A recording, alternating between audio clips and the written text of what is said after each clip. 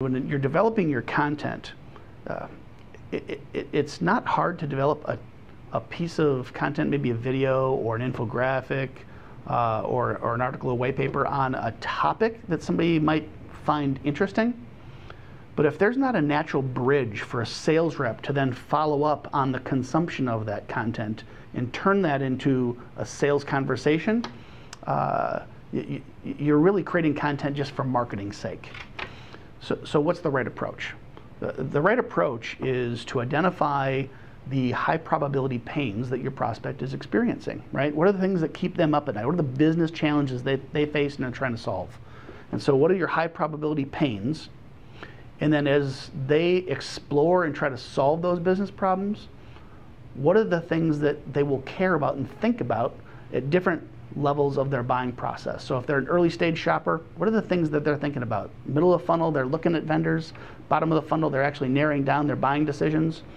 And mapping that out when developing your content. So why is that important?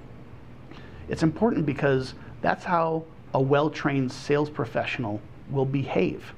A talented sales rep isn't out there just talking about themselves and their product and telling everyone why they should buy from them, because no one wants to hear that. They don't want to hear it online digitally, they don't want to hear it face-to-face, they don't want to hear it on the phone.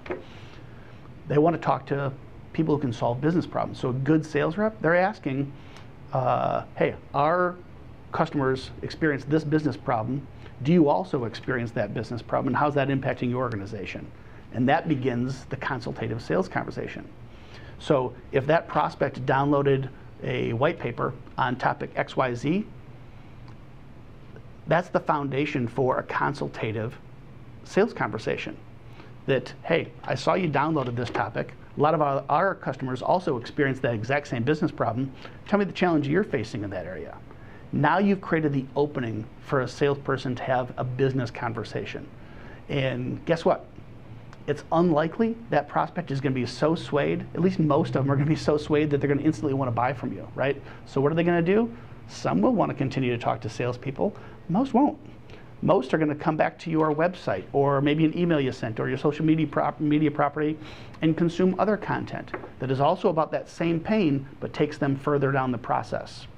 So the critical thing to consider when developing your content is not creating content that just gets clicked through, gets downloaded, and creates engagement, but how do you create engagement that really facilitates a sales conversation? And that sales conversation is happening both on the phone and sometimes face-to-face, but also digitally from your website, and how those two things really play together.